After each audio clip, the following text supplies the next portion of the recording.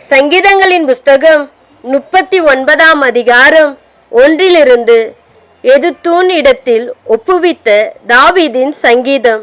என் ஆவியினால் பாவம் செய்யாதபடிக்கு நான் என் வழிகளை காத்து துர்மார்க்கன் எனக்கு முன்பாக இருக்கும் மட்டும் என் வாயை கடிவாரத்தால் அடக்கி வைப்பேன் என்றேன்.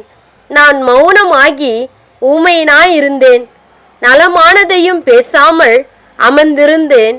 ஆனாலும் என் துக்கம் அதிகரித்தது, என் இருதயம் எனக்குள்ளே அனல் கொண்டது. நான் தியானிக்கையில் அக்கினி மூண்டது. அப்பொழுது என் ஆவினால் விண்ணப்பம் செய்தேன், கர்த்தாவே, நான் எவ்வளவாய் நிலையற்றவன் என்று உணரும்படி என் முடிவையும் என் நாட்களின் அளவு இவ்வளவு என்பதையும் எனக்கு தெரிவியும். இதோ என் நாட்கள் நாட்கட்டை அளவாக்கினீர். என் ஆயுசு உமது பார்வைக்கு இல்லாதது போல் இருக்கிறது. எந்த மனுஷனும் மாயையே என்பது நிச்சயம். வேஷமாகவே மனுஷன் திரிகிறான், விருதாவாகவே சஞ்சலப்படுகிறான். ஆஸ்தியை சேர்க்கிறான், யார் அதை வாரிக்கொள்ளுவான் என்று அறியான். இப்பொழுது ஆண்டவரே, நான் எதற்கு எதிர்பார்த்திருக்கிறேன்? நீரே என் நம்பிக்கை. என் மீறுதல்கள் எல்லாவற்றிலும் இருந்து என்னை விடுதலையாக்கும். மூடனுடைய நிந்தைக்கு என்னை ஒப்புக்கொடாதையும்.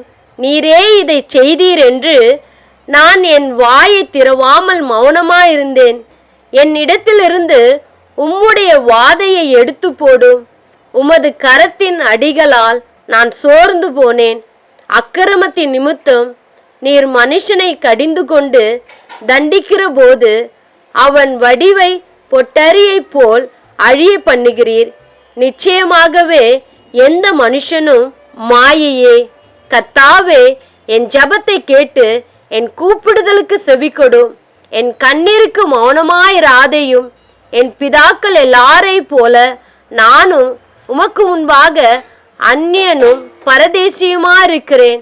நான் இனி இராமல் போகும் முன்னே தேறுதல் அடையும்படி என்னிடத்தில் பொறுமையாயிரும்.